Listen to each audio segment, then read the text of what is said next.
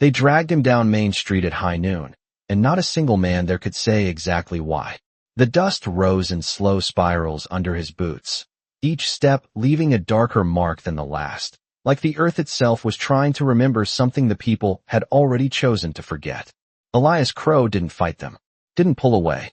His hat was gone, his shirt hung loose at the collar, and still he walked with a kind of quiet that didn't belong to a man being paraded like a warning. Folks lined the boardwalks, arms folded, eyes narrow, watching without speaking, because speaking meant choosing, and choosing meant standing alone. A woman near the saloon door tightened her grip on a tin cup, then looked down before Elias could meet her eyes. Somewhere, a screen door creaked, then shut again just as quick. Sheriff Pike walked a few paces behind, not close enough to be part of it, not far enough to stop it, his hand resting on his belt like it had forgotten its purpose. "Keep moving," someone muttered, though Elias hadn't slowed once. The rope looped around his wrists wasn't pulled tight, just enough to say he no longer belonged to himself. That was the way of Red Hollow. You didn't need chains when a man's name had already been taken from him. The accusation had spread faster than wildfire on dry grass, whispered from porch to porch before the sun cleared the ridge. "He touched her," they said. "Touch one of them." No one asked how. No one asked why. By the time the words reached the far end of town, they weren't questions anymore. They were facts. Elias could feel it in the way the air sat heavy on his shoulders, in the way boots stopped moving when he passed, in the way even the wind seemed to step aside. He glanced once toward the edge of town, toward the low hills where the land turned quiet and the rules ran thinner, and for a second, just a second, something in his eyes shifted. Not fear, not regret, just memory. Then it was gone. A boy no older than 10 stood near the hitching post, staring hard, trying to understand what kind of man walks like that when everyone else has already decided he's finished. Elias slowed just enough to look at him, and when he spoke, it wasn't loud, but it carried. "Ain't too late to see straight," he said. The boy blinked, like the words had weight he couldn't hold. Behind them, laughter tried to rise, but it didn't get far. It thinned out in the heat, like it wasn't sure it belonged either. At the center of town, the post stood waiting, a length of rope hanging still in the dead noon air, untouched, unmoving, like it hadn't yet decided whose story it would be part of. Elias stopped when they told him to. He lifted his head, not toward the crowd, but past them, beyond the rooftops, to where the horizon stretched wide and empty and honest. And for the first time since they laid hands on him, the town felt it. Not what he had done, not what they believed, but the quiet certainty of a man who knew something they didn't. Something that hadn't arrived yet, but was already on its way. The sun climbed higher, pressing heat into the wood and dust until the whole town felt like it was holding its breath under something heavier than weather. And still no one stepped forward to change what had already begun. Elias stood where they left him, wrists bound but shoulders loose, like the rope was just another piece of the day he had already accepted. Sheriff Pike cleared his throat once, then again, as if the sound might settle something inside him that refused to sit still. He pulled a folded paper from his vest pocket, though everyone knew he did not need to read it. The charge had already passed through every ear in Red Hollow before breakfast. Still, he unfolded it slow, buying time no one asked for. "Elias Crow," he began, voice dry as the ground beneath their boots. "You are accused of crossing a line that keeps this town safe." He paused there, because even he could hear how thin those words sounded when spoken out loud. A murmur moved through the crowd, not loud enough to be called doubt, but not quiet enough to be called certainty either. Elias did not look at the sheriff. His eyes stayed fixed somewhere beyond the buildings, past the last fence line, where the land opened up and did not belong to any man who needed others to agree with him. A fly circled near his cheek, landed for a second, then lifted again when he did not react. That stillness unsettled more than any struggle would have. Clifford Hale stepped forward from the shade of the general store, his boots clean despite the dust, his vest buttoned tight, like control was something you could wear. "Read it proper," Hale said, not raising his voice, because he never needed to. "People ought to hear what kind of man they are dealing with." Sheriff Pike nodded, though his jaw tightened just a fraction. "You are accused of laying hands on an Apache woman," he continued, each word landing slower than the last, like they weighed more the further they went. The silence that followed did not feel like agreement. It felt like something waiting to see if it should grow or disappear.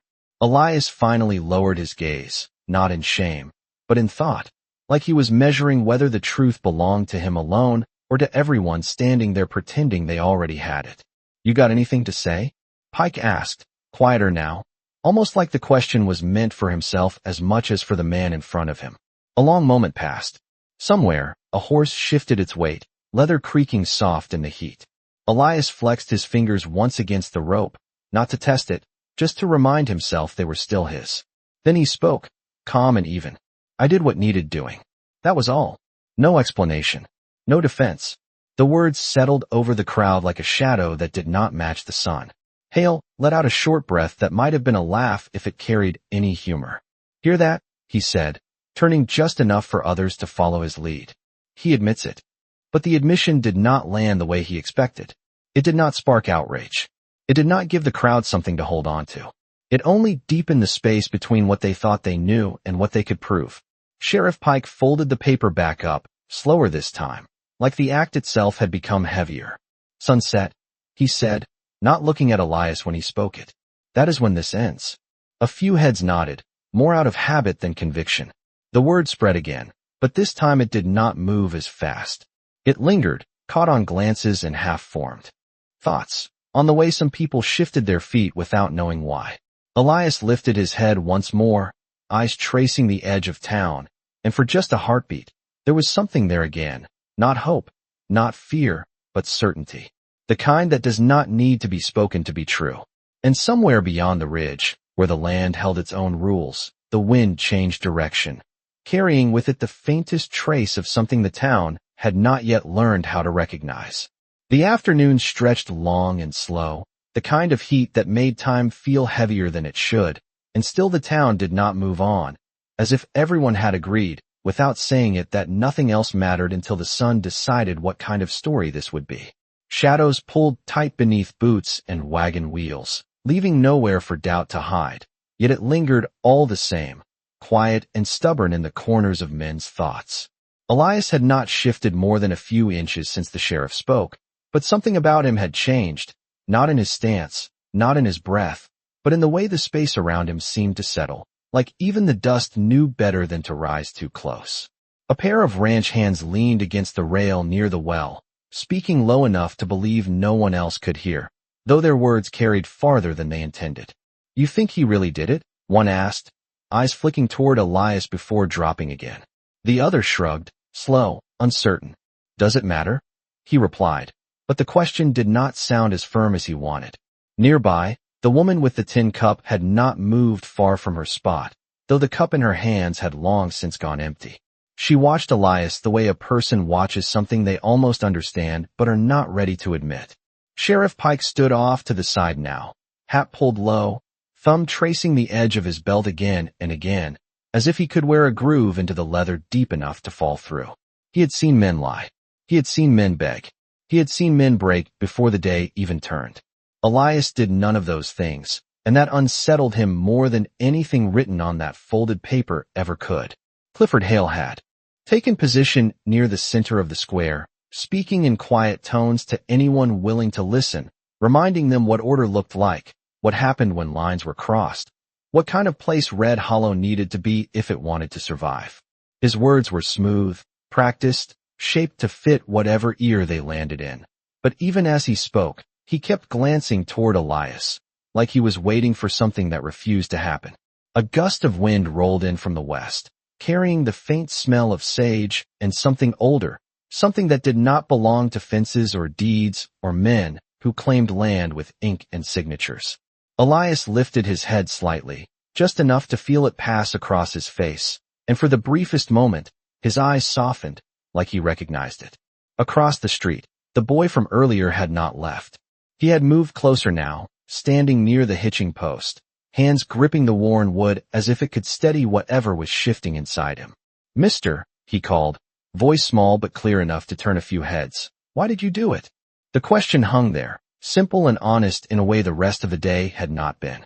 Elias turned his gaze toward the boy, studying him not like a stranger, but like someone seeing a reflection of something that had not yet hardened. "Sometimes," Elias said slowly. Doing right looks wrong to people who have never had to choose.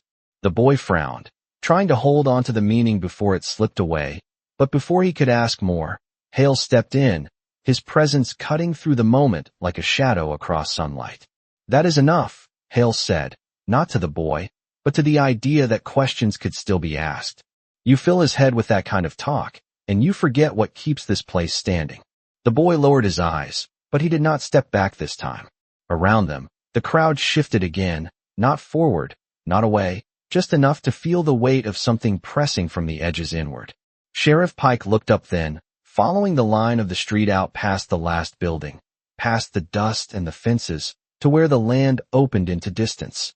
And for a second, his breath caught, without reason he could name. The wind moved. Again, stronger this time, brushing across the town like a hand turning a page that had not yet been read, and though no one said it, though no one dared give shape to it, the feeling settled in all the same. Something was coming, not fast, not loud, but certain, the way truth moves when it has taken its time to arrive. The sun had begun its slow descent, not yet touching the horizon, but leaning toward it with quiet intention, and the light shifted just enough to stretch every shadow long across the street, turning men into taller versions of themselves, thinner, less certain. Time no longer moved unnoticed. It pressed forward, steady and deliberate, and with each passing minute, the weight in the town square deepened. Elias felt it the same as everyone else, but where others shifted under it, he stood as if it belonged there, as if he had been waiting for this exact hour long before anyone else knew it mattered. Sheriff Pike finally stepped closer, the space between them narrowing to a distance that could no longer pretend neutrality.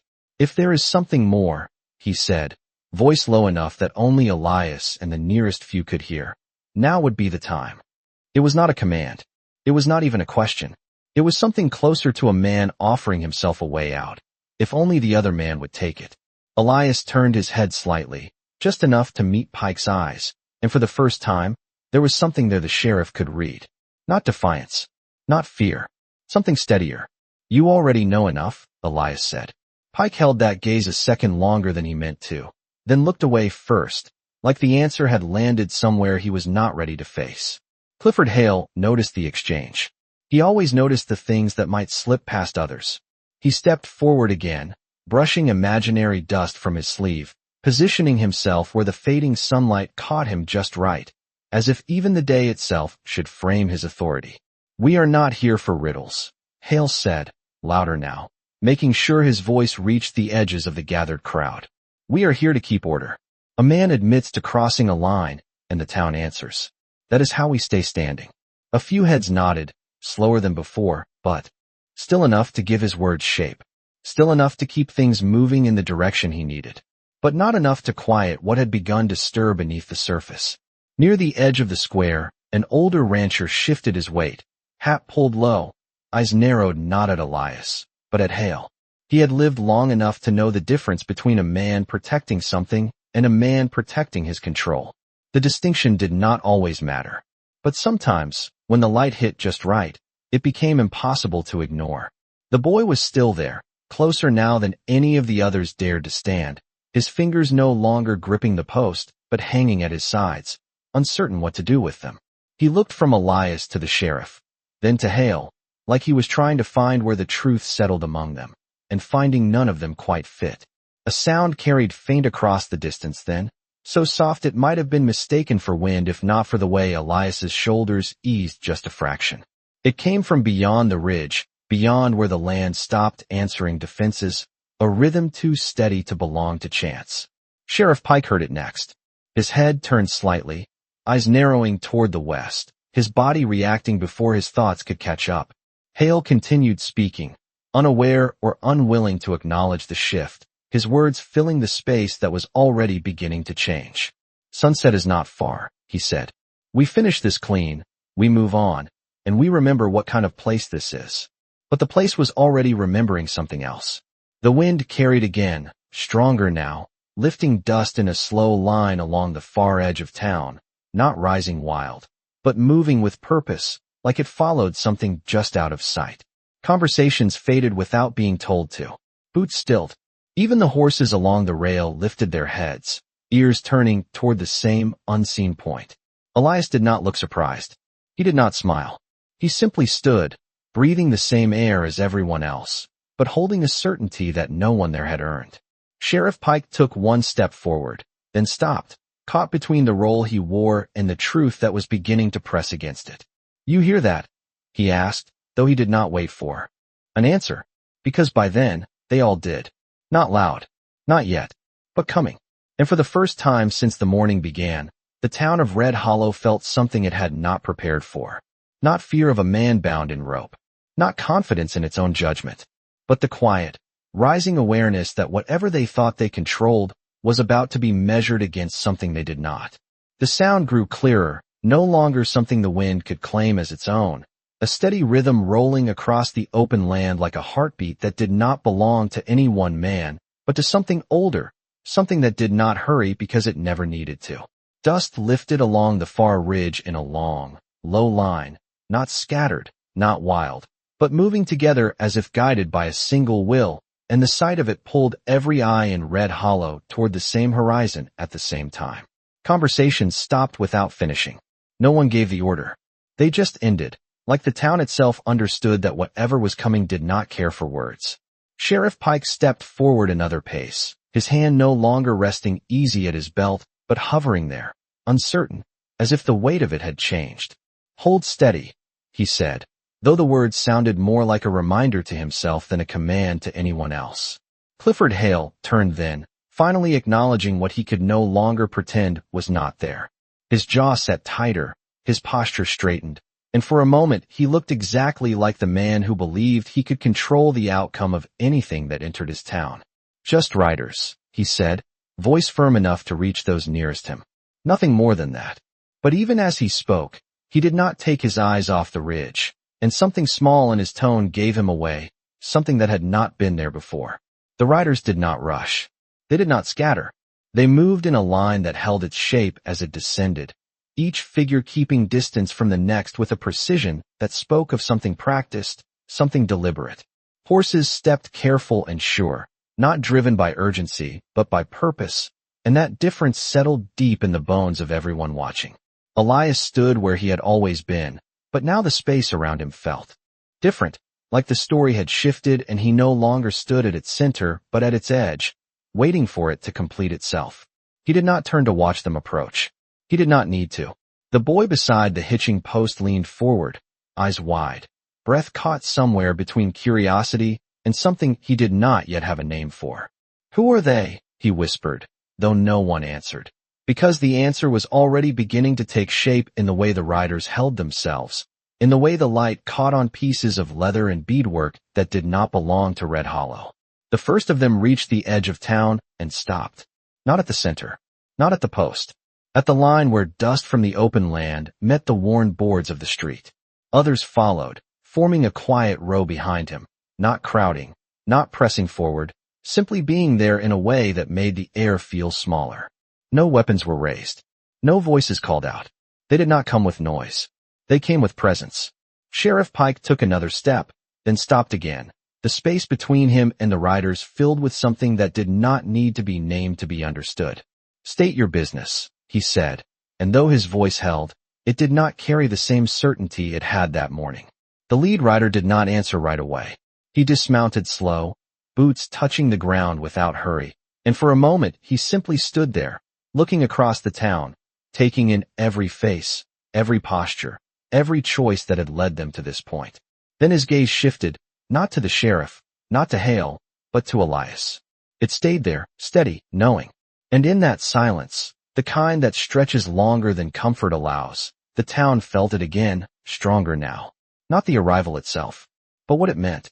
Elias finally turned his head just enough to meet that gaze, and something unspoken passed between them, something that did not need words because it had already been decided long before this day began. The wind moved once more, carrying the dust between them, and for the first time since morning, it did not feel like Red Hollow belonged only to the people who stood inside it. The silence held longer than any man in Red Hollow was comfortable with, stretching thin across the space between the riders and the town like something that might snap if anyone dared to fill it with the wrong kind of sound. The lead rider's gaze remained fixed on Elias, steady and unbroken, as if the rest of the world had already faded into something less important. Sheriff Pike shifted his stance, boots grinding softly into the dust, the small sound louder than it should have been in the stillness. "You have business here," he said again, more firmly this time, trying to reclaim ground that no longer felt entirely his. The rider finally turned his head, slow and deliberate, meeting the sheriff's eyes without lowering his own. There was no challenge in it, no threat, just a quiet certainty that did not bend. "We do," he said, his voice calm, measured, carrying the weight of someone who did not need to raise it to be heard. It was not the accent that made the town listen. It was the absence of urgency. Clifford Hale stepped forward before Pike could respond, inserting himself into the space like a man used to shaping outcomes before they could form on their own. "Then you state it, and be on your way," Hale said, tone sharpened just enough to remind everyone who still believed he held authority here. "This town has its own matters to settle." The rider regarded him for a moment, not dismissing him, not acknowledging him either, simply taking the measure of a man who spoke as if ownership could be declared and held by voice alone. Then his attention returned to Elias. "Untie him," the rider said. The words were not loud.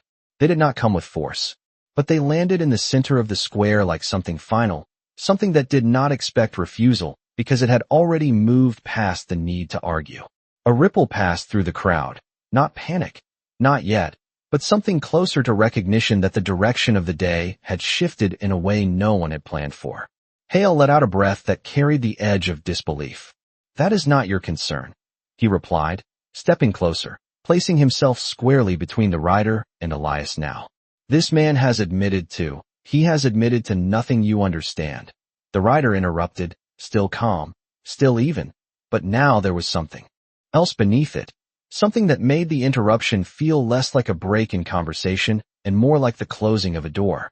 Hale stopped, not because he chose to, but because for the first time, his words did not find the ground they needed to stand on.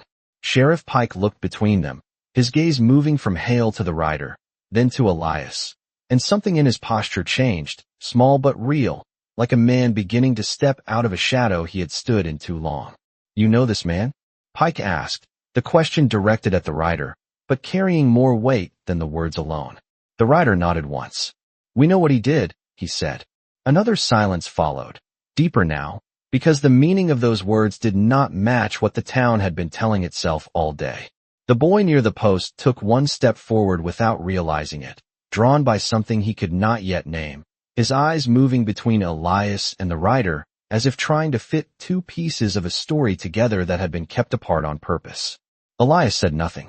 He did not need to.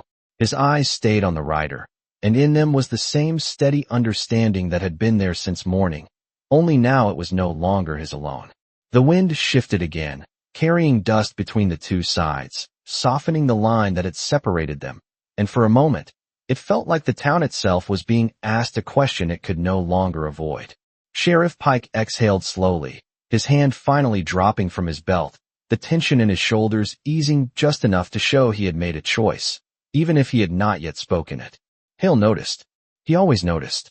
"Sheriff," he said sharply, a warning wrapped in a single word. But Pike did not look at him this time. His eyes remained on the rider, then moved once more to Elias, and what he saw there was not guilt, not defiance, but something far more difficult to stand against. Quiet truth, waiting without asking.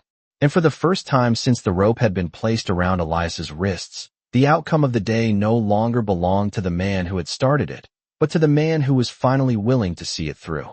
For a moment, no one moved, and that stillness carried more weight than anything spoken so far, pressing down on every man and woman in the square until even breathing felt like a decision. Sheriff Pike's gaze remained fixed on Elias, then shifted once more to the rider, and something in his eyes settled, not sudden, not dramatic, but final in the way a man reaches the end of a long argument with himself. He stepped forward, slow, deliberate, each bootfall sounding louder than it should against the wooden boards and packed earth. Clifford Hale turned sharply, the movement quick enough to betray the first crack in his control. "You are not seriously considering this," Hale said, his voice no longer smooth, no longer measured, but edged with something closer to urgency. Pike did not answer him. Instead, he moved to Elias, stopping just within arm's reach, close enough now to see the dust on his sleeves, the calm in his eyes, the absence of anything that resembled a man cornered. For a brief second, Pike hesitated, his hand hovering near the rope, caught between the weight of expectation behind him and the quiet truth standing in front of him. "You leave me no easy road here," Pike murmured, low enough that only Elias could hear. Elias gave the smallest shake of his head. "Was never meant to be easy," he replied. That was all it took. Pike reached out and loosened the rope, the fibers slipping free without resistance, as if they had never truly held anything at all. The moment the tension left Elias's wrists, something shifted in the air, subtle but undeniable, like a door opening in a place no one had noticed before. A ripple moved through the crowd, sharper now, voices starting to rise, but stopping short of becoming anything solid, because no one was certain which direction they were meant to follow anymore. Hale stepped forward again, faster this time, his boots striking harder against the ground. "Sheriff, you cannot," he began, but the words faltered before they could finish, because the authority he leaned on had already begun to slip, not taken from him, but no longer supported by the same certainty it had that morning. Pike turned then, finally facing him, and there was something different in his posture, something that did not ask for approval. "I can," Pike said, simple, steady. No explanation followed. None was needed. The riders remained where they were, unmoving, watching, not with impatience, not with threat, but with a kind of attention that made every action in the square feel measured, witnessed. Elias lowered his hands slowly, flexing his fingers once, not out of relief, but out of habit, like a man returning to something that had always been his. He did not step away. He did not claim space. He simply stood, free now in a way that did not need to be announced. The boy took another step forward, closer than anyone else dared, his eyes fixed on Elias's hands, as if expecting something more to happen, something louder, something that would match the stories he had heard about how days like this were supposed to end. But nothing did. No raised voices. No sudden movement. Just the quiet, steady presence of men who had chosen differently than expected. The wind passed through again, softer now, carrying less dust, as if the land itself had relaxed its hold. Hale looked around, searching for support, for the nods and murmurs that had come so easily before, but what he found instead were faces that no longer reflected his certainty, only their own questions, their own hesitation. And that was something he could not command away. The lead rider stepped forward then, just one pace, enough to close the distance slightly, enough to stand where his words would carry without force. He did not look at Hale. He did not look at the crowd. He looked only at Elias. "You kept your word," he said. Elias met his gaze, and for the first time that day, there was something like the faintest hint of acknowledgement in his expression, not pride, not relief, just recognition. "So did you," Elias answered. The exchange was brief, almost nothing to those who did not understand it, but it carried the weight of something that had begun long before Red Hollow ever placed a rope in a man's hands. Around them, the town stood quieter than it had been all day, not because it had been told to be, but because it no longer knew how to speak into what it was witnessing. And as the sun edged lower, casting long gold across the street, one truth settled in without needing to be said. The day had turned, not by force, not by fear, but by a choice made in silence, and nothing in Red Hollow would stand quite the same after it. The air did not return to what it had been, not after the rope fell loose, not after the first choice had been made, and the quiet that followed felt different now, no longer heavy with judgment, but filled with something unsettled, something searching for where to land. The riders remained in their place, not advancing, not retreating, their presence steady as stone, and in that stillness, the town found itself without the noise it had relied on to feel certain. Elias rolled his shoulders once, slow, the movement small but enough to remind anyone watching that nothing about him had been broken, only misunderstood. Sheriff Pike stepped back a pace, creating space that had not existed before, his hands now at his sides, no longer pretending to hold authority over something that had already passed beyond it. Clifford Hale stood where he was, but the ground beneath him seemed less certain, like a man who had built his footing on words that no longer held the same weight. He glanced from face to face, searching for the agreement that had come so easily earlier, but what he found instead were eyes that avoided him, not out of fear, but out of thought, the kind that does not follow orders. The boy looked up at Elias again, closer now than ever, his voice quiet but clear enough to reach. "What did you do for them?" he asked, not with accusation, not with doubt, but with something simpler, something that had not yet learned to twist itself into judgment. Elias looked down at him, and for a moment, the hardness of the day softened just a fraction. "I did not do it for them," he said. "I did it because it was right." The boy frowned slightly, as if the answer did not match what he had expected, but stayed with him anyway, turning it over in a place deeper than words. The lead rider stepped forward another pace then, closing the distance enough that the dust between him and Elias no longer felt like a barrier but a bridge. From this close, the details were clearer, the worn leather, the quiet marks of travel, the kind of presence that came from living by choices rather than by claims. "They believed a story," the rider said, his voice carrying just enough to reach beyond Elias, beyond the boy, to the edges of the gathered crowd. A story told without asking who it was about. No one answered. No one argued. Because each person there could feel the truth of it settle in their chest, not as something forced, but as something recognized too late. Sheriff Pike lowered his gaze for a moment, then lifted it again, this time not toward Hale, not toward the riders, but toward the people he had spent years believing he understood. "We should have asked," he said quietly. It was not a defense. It was not enough to change what had happened, but it was the first thing spoken that did not try to justify it. Hale let out a breath that carried the last of his certainty with it, though he tried to gather it back, tried to shape it into something that could still stand. "This town cannot run on doubt," he said, but the words no longer filled the space the way they once had. They fell short, landing somewhere between what had been and what no longer fit. Elias turned his head slightly toward him, not with anger, not with triumph, but with a calm that made the difference clear. "It should not run on fear either," Elias said. The statement hung there, simple, unadorned, and yet it carried further than anything else spoken that day. The wind moved again, softer now, lifting only the lightest dust, and the sun dipped lower, painting the edges of the buildings in gold that made everything look briefly honest, like the land itself was giving the town one clear chance to see what it had become. The riders did not celebrate. They did not claim victory. They simply stood, present, as witnesses to a moment that had not been won but revealed.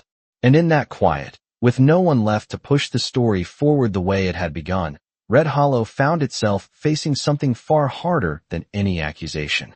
Not what had been done, but what it meant to see it clearly, and to know that the next step, whatever it was, would have to be chosen without the comfort of pretending otherwise. The light turned softer as the sun leaned closer to the horizon, stretching gold across the edges of Red Hollow until even the worn boards and dusty windows looked like they carried some kind of quiet truth they had been hiding all day. No one spoke for a long while, not because they had nothing to say, but because every word now felt heavier than before, like it needed to be earned instead of simply said. Elias stood where he was, no longer bound, no longer placed at the center of judgment, yet still holding the attention of every eye that had once turned against him. He did not move to leave. He did not claim anything back. He simply remained, as if walking away too soon would break something that had just begun to settle. The lead rider watched him for a moment longer, then reached slowly into the fold of his garment, pulling free a small piece of cloth, worn at the edges, patterned in colors that did not belong to this town. He held it out, not high, not as a display, but at a level where it could be seen without being forced. "She gave this to him," the rider said, his voice carrying gently across the square, so that no one would mistake his hands for harm. A quiet shift moved through the crowd, heads turning, eyes narrowing, not in suspicion now, but in recognition of something they had overlooked. Sheriff Pike stepped closer, his gaze fixed on the cloth, on the meaning it carried without needing explanation. "Who is she?" he asked, though something in his tone suggested he already understood the answer would matter more than he was prepared for. The rider did not look away from Elias as he spoke. "Naeli," he said. The name settled into the space like a stone dropped into still water, sending ripples outward that touched every listener differently. Some had heard it before, whispered at the edges of stories they chose not to follow. Others had never heard it at all, but felt the weight of it anyway. Elias lowered his eyes briefly, not in shame, but in acknowledgement, like a man recognizing a truth that had always been there, even when it was not spoken. The boy stepped closer still, his gaze fixed on the cloth, on the way it seemed to carry more than just color and thread. What did she need help with? He asked, softer now, as if he already knew the answer. Would not be simple. Elias looked at him again, and this time there was something warmer in his expression, something that did not belong to the tension of the day. She needed to be left as she was, he said, and no one else was willing to do that. The words landed gently, but they did not fade. They stayed, settling into the spaces where earlier certainty had once lived. Clifford Hale shifted where he stood, his hands tightening at his sides, not in anger now, but in something less familiar, something that did not come with control or direction. You expect this town to take that at face value, he said, but the question lacked the edge it once carried. It sounded more like a man trying to understand how something had slipped beyond him. The rider finally turned his gaze toward Hale, not sharply, not with challenge, but with a calm that made the difference clear. We expect nothing, he said. We came so that what is true would not be buried under what is easy. Sheriff Pike exhaled slowly, his shoulders lowering just a fraction, like a weight he had been carrying without noticing had finally been set down. He looked out at the gathered faces, at the people he had once believed moved as one, and saw now that they stood as individuals, each holding their own piece of what had happened, each deciding what it meant. The wind moved once more, softer than before, brushing past them like a reminder that the day was not over, that something still remained to be chosen. Elias glanced once toward the horizon, where the sun hovered just above the edge of the land, then back to the town, not with expectation, not with demand, but with a quiet patience that asked for nothing and yet required everything. And in that moment, Red Hollow understood that the truth had already arrived, not to change the past, but to ask what kind of place it would become from this point forward. The sun hovered just above the horizon now, a thin line of fire stretching across the land, and everything in Red Hollow seemed to hold itself inside that fading light, as if the day had one final breath left and no one wanted to waste it on the wrong choice. The cloth in the rider's hand moved slightly with the wind, its edges worn, its colors steady despite the years it had clearly endured, and in that small piece of fabric lay something the town could not argue away, not because it was loud, but because it was undeniable.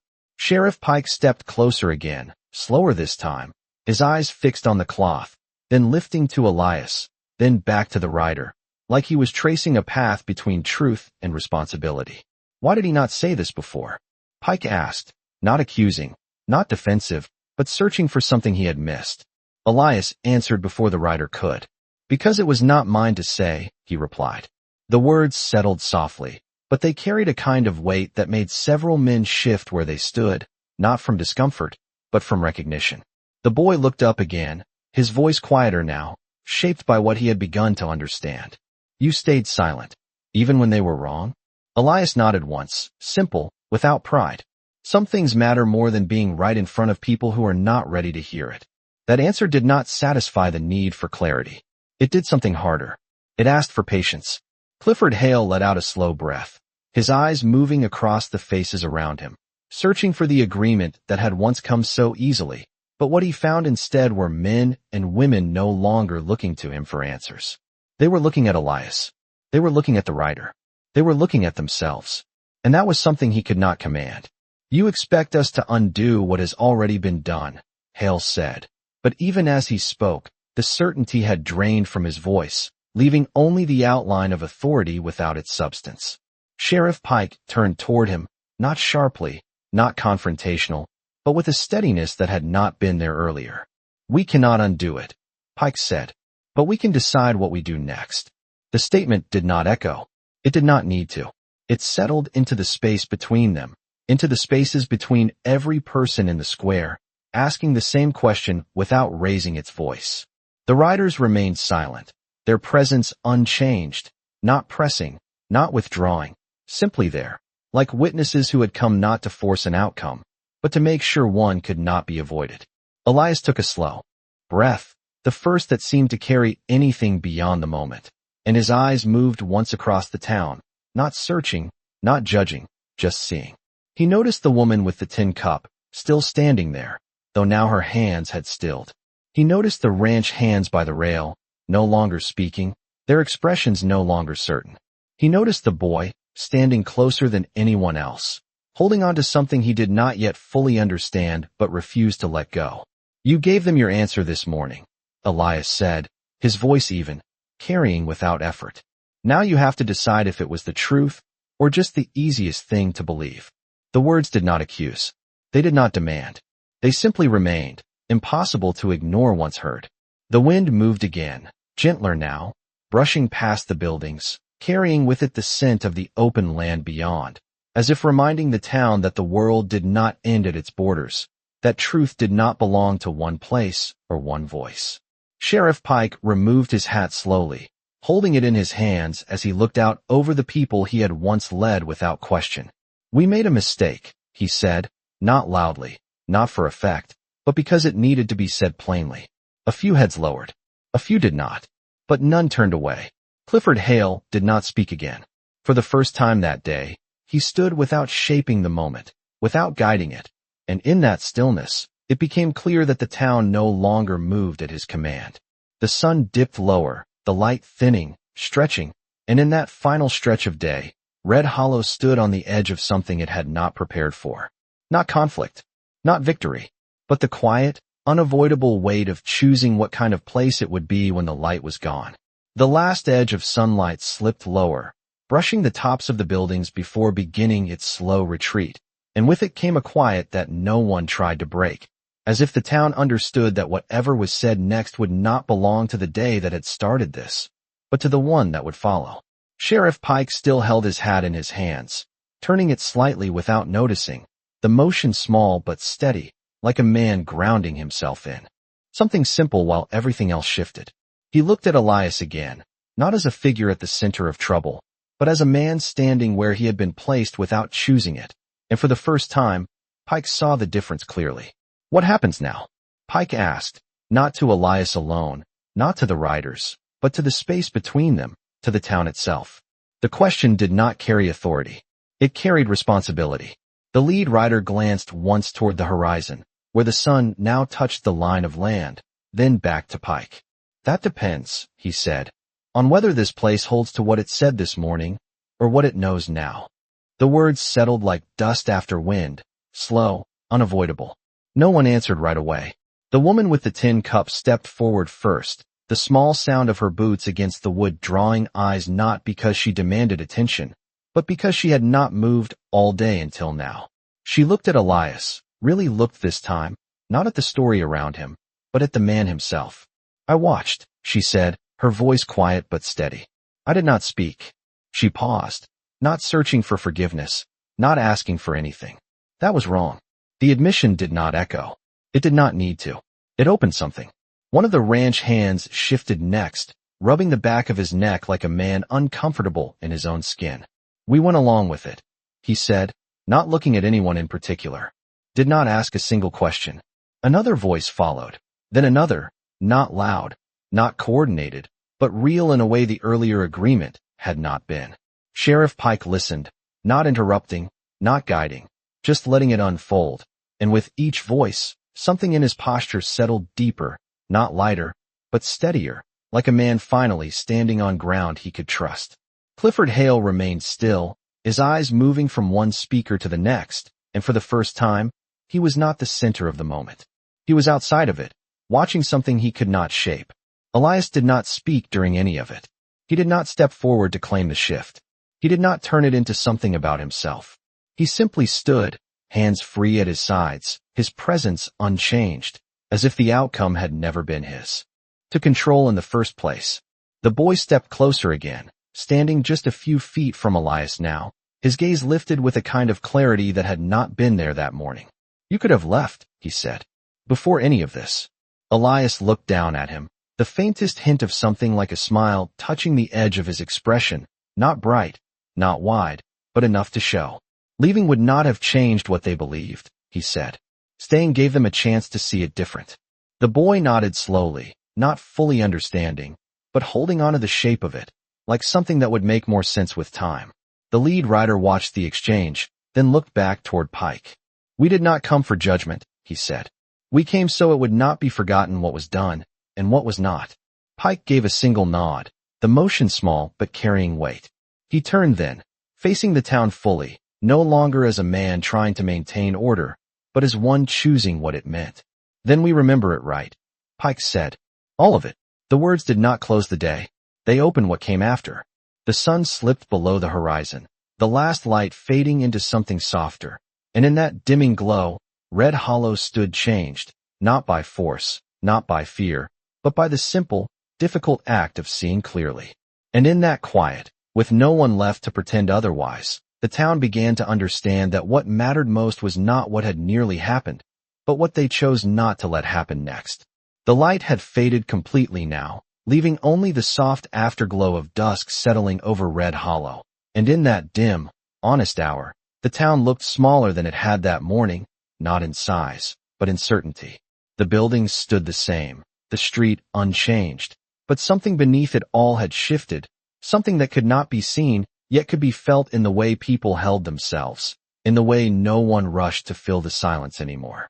Sheriff Pike placed his hat back on his head, not as a badge of authority, but as a man returning to himself after standing too long in something borrowed. He looked at Elias once more, then toward the riders, and gave a single nod that carried no command, only acknowledgement. The lead rider returned it just as simply, and without another word, he stepped back, turning toward his horse with the same unhurried motion he had carried into town. One by one, the others followed, not in retreat, not in victory, but in completion, as if their part in the day had been fulfilled the moment the truth stood where it could not be ignored. No one tried to stop them. No one asked them to stay, because by then, everyone understood they had never come to remain. They had come to reveal. The horses shifted under the fading light, their movements quiet, their presence steady, and as the riders mounted, the sound of leather and breath filled the space where voices had once crowded. Elias watched them for a moment, his gaze steady, then lowered his eyes briefly, a gesture so small most would have missed it, but not the rider who had spoken. He paused before turning fully away, meeting Elias's gaze one last time, and in that look was something that did not belong to words, something built on a moment shared far from this place, in a time when no one was watching, when no one would have believed it mattered. Then he turned, and the riders moved, not fast, not slow, but certain, heading back toward the open land where the rules of Red Hollow no longer reached. The sound of hooves faded gradually, blending into the quiet of evening until it became part of the same stillness they had arrived with. The town did not move to replace it. They stood, each person holding the weight of what had passed, not as a burden placed on them, but as something they now carried by choice. Clifford Hale remained where he was, his posture no longer commanding, his presence no longer shaping the moment, and for the first time, he looked like a man who understood that control could be lost without a single word being raised against it. He said nothing, because there was nothing left he could say that would return the day to what it had been. The woman with the tin cup set it down on the rail beside her, the faint clink echoing softly, like the closing of something that had remained open too long. The ranch hands stepped away from the fence, not speaking, but no longer leaning on it as if they needed its support. The boy stood still for a long moment, then looked up at Elias again, not with questions this time, but with something steadier, something that would stay with him long after the details of the day faded. Elias finally took a step, not toward the riders, not toward the center of town, but simply forward, as a man does when there is no longer anything holding him in place. Sheriff Pike watched him, then stepped aside without being asked, clearing a path that had not existed before, not in the street, but in the way the town understood itself. Elias passed him without stopping, without speaking, and Pike did not call after him. He did not need to. The meaning of the day had already been said in everything that had not been forced. The sky deepened into night, the first stars beginning to show, quiet and distant, and in that stillness, Red Hollow remained, not the same as it had been, not yet something new, but standing at the edge of becoming, held there by the simple truth that had finally been seen and could no longer be denied. The night settled fully over Red Hollow, not with a rush, but with the slow, steady patience of something that had seen towns rise and fall long before this one learned how to call itself certain. And under that quiet sky, the last traces of the day faded into memory, leaving only what could not be undone and what could still be chosen. A lantern flickered to life outside the saloon, then another near the general store, soft pools of light stretching across the wooden boards, not bright enough to erase the shadows, only enough to make them honest.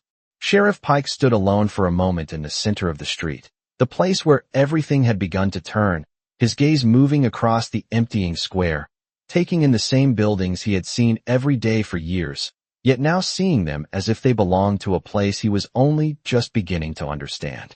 He exhaled slowly, the sound barely more than breath, but it carried the weight of a man who knew the difference between keeping order and earning it. Behind him, footsteps sounded, careful, measured. The boy approached, stopping a few feet away, hands at his sides, no longer gripping anything, no longer searching for something to hold on to. "Is it over?" the boy asked, his voice quiet, but not uncertain. Pike considered the question, looking out toward the edge of town where darkness met open land, where the riders had disappeared without leaving a mark behind. "No," Pike said after a moment. "It just started." The boy nodded, not fully understanding, but accepting it in the way only someone who had seen something real for the first time could. Across the street, the woman picked up her cup again, not to hold it tight this time, but simply to carry it, as if the need to brace herself had passed. The ranch hands moved on, not speaking, but no longer bound by the silence of agreement that had held them earlier. And Clifford Hale, standing in the shadow of the general store, did not step forward again. He did not call anyone back. He did not try to reshape what had already slipped beyond his reach. He simply stood, watching, and in that watching, it became clear that whatever power he held before had not been taken from him. It had been released by those who chose no longer to give it. Elias walked slowly down the street, past the places where eyes had judged him, past the spot where rope had once defined him, his steps even, unhurried, as if the weight of the day had never settled on his shoulders the way it had on everyone else. He did not look back. He did not need to see if the town understood. That part was no longer his to carry. When he reached the edge of Red Hollow, where the boards gave way to open dirt and the air shifted just enough to remind a man where freedom began, he paused for a single moment, not to linger, but to acknowledge. The horizon stretched out before him, wide and unclaimed, the same as it had been that morning. But something inside it felt different now, not because the land had changed, but because the line between it and the town no longer held the same meaning. He adjusted his hat, a small, familiar motion, then stepped forward into the dark, disappearing not with drama, not with finality, but with the quiet certainty of a man who had done what needed to be done and asked nothing in return. Back in the town, Sheriff Pike turned once more toward the empty street, then toward the people who remained, and though he said nothing, though no speech followed, the understanding settled all the same. What happened that day would not be spoken of as a moment of near mistake, not by those who truly saw it. It would be remembered for what it revealed.